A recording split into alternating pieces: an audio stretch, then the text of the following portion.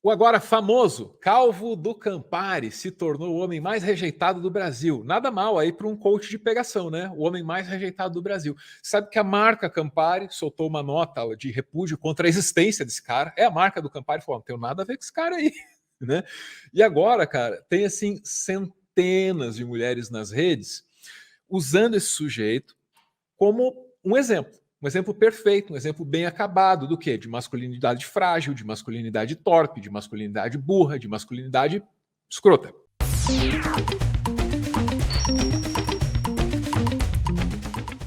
O Calvo do Campari, esse assunto não acaba nunca, né? Porque quando estava prestes a acabar, parece que ele implorou por toda a atenção do Brasil ao fazer aí uma ameaça contra uma atriz chamada Lívia Lagato.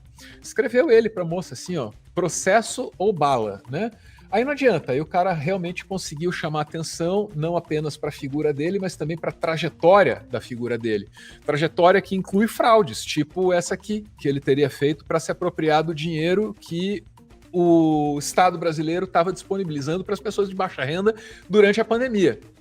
Olha lá, ó, o nome dele, ó. Tiago da Cruz Choba. Choba é o nome dele. Ele assina aí com o nome artístico de Schultz, porque Choba aparentemente não soa bem aos ouvidos dele. Tá, eu disse que muitas mulheres estão fazendo vídeo aí para criticar esse cara. Cadê? Aqui, eu não quero baixar o clima, não. E com todo respeito, com toda educação, bala no sentido figurado é a costura do meu saco, porra. Não, bala no sentido figurado é a costura do meu saco, porra. Teve isso, né? O cara falou que era processo ou bala, na moça que o criticou, e aí ele falou que a bala era no sentido figurado. Aí a gente tem aí um posicionamento a respeito disso. Bora pra Giovana agora?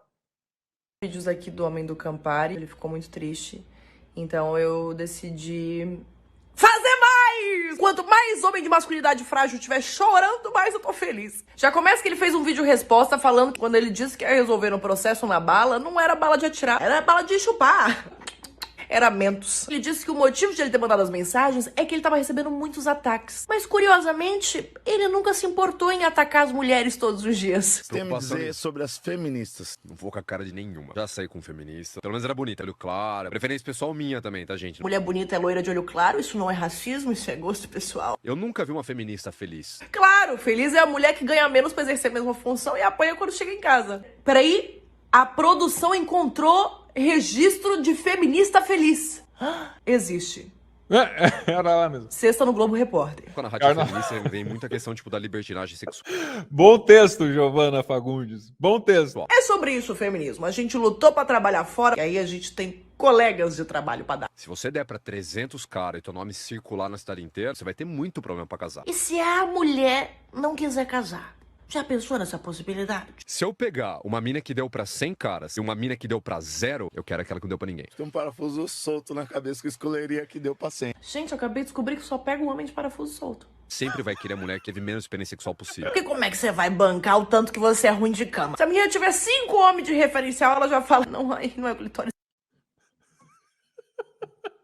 Vamos tirar porque tá ficando muito explícito, mas obrigado, excelente texto da Giovana. Aí, cara, tem, não é diretamente sobre esse assunto, né, sobre o personagem Calvo do Campari, mas é sobre a masculinidade frágil. Uma fala aqui da Madeleine de Laxo, lá do UOL. Ela deve pensar diferente da gente aqui em quase tudo, mas eu não consigo não gostar dela. Ela é uma provocadora, assim, né? Tem opiniões diferentes das minhas. Mas ouça o que ela tem a dizer sobre masculinidade frágil aqui, ó. Muito da hora. Que aparece um homem que ele é o bichão e ele vem te explicar como se você fosse uma criança de 6 anos de idade o que tá no seu texto que ele não leu. Todo mundo sabe que isso é sintoma de disfunção erétil. Gente!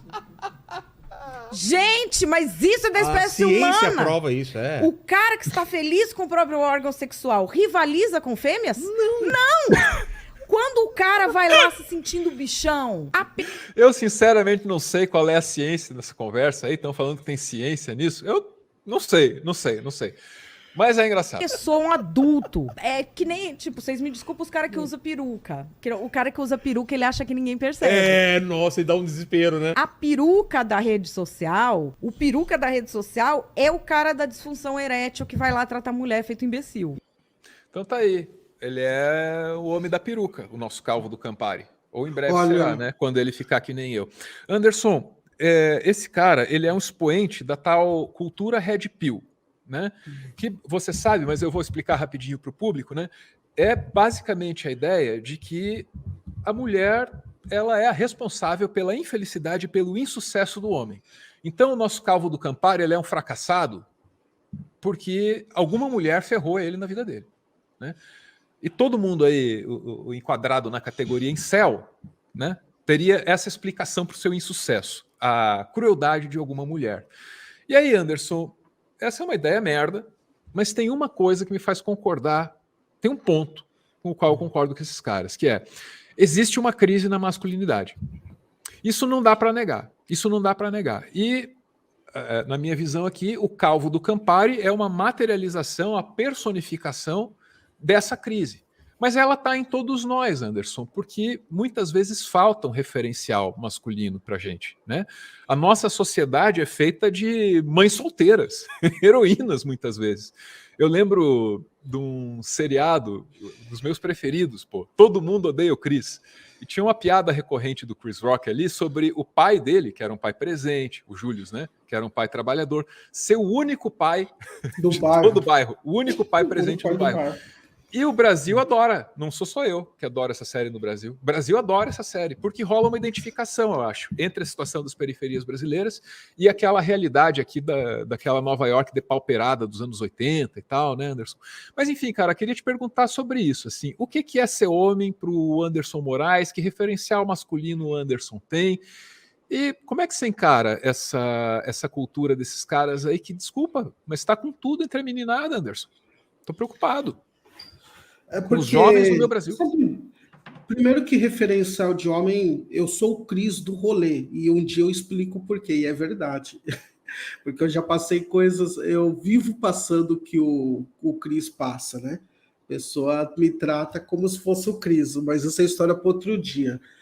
E meu pai é presente, meu pai tá lá com a minha mãe há quase 50 anos, eu acho. Então, um beijo pro seu Maurício, ele é meu super-herói.